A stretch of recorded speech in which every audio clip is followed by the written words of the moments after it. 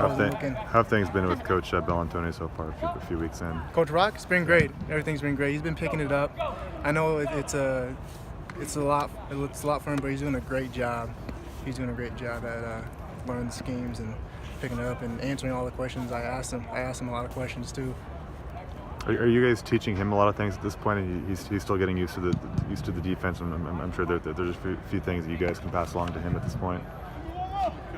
Maybe some things, but nothing that I could think about the top of my head. Mostly he has down. He's got down for the most part. All of a sudden now you're starting out there with the first string with Jahad Woods. Peyton Pelluer's gone. Just what's it been like sort of stepping into a leadership role for you 6 practices in? It's fun flying around there. I'm my own person. And I like to bring energy, talk a lot, pick our defense up, whether we're doing good or bad, saying, let's go, let's bring it, and things of that sort. But I just really focus on doing my job to the best of my ability for us to make plays out there on the field as a defense. And I know your teammates, but you and Sharon both want the same thing. What do you have to do throughout the rest of spring and then in fall camp to really seize that starting spot at Mike? I just keep competing every day. Coach Clay says, and Coach Rock said, every day is a tryout. You never be satisfied.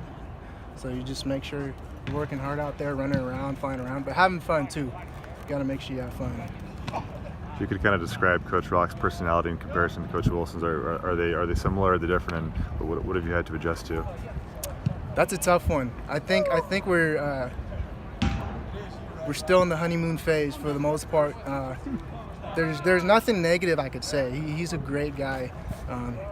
He's funny too. We're starting to see that he cracks jokes every now and then, but he knows his stuff, and he really wants every player in that meeting room to get better every day.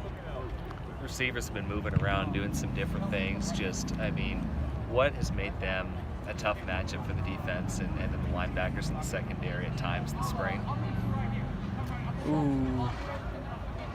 You said receivers moving around? Yeah, you see some guys going back and forth between H and Y, X and Z. Oh, you mean position-wise? Yeah. Oh, I don't notice that. I don't notice that, to be honest.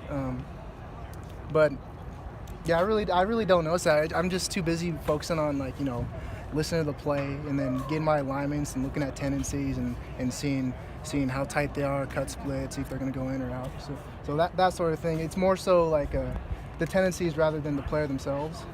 And specifically with Washington State and their passing offense, just what do you have to be conscious of when you're lining up and reading their routes pre-snap and once the ball's in play?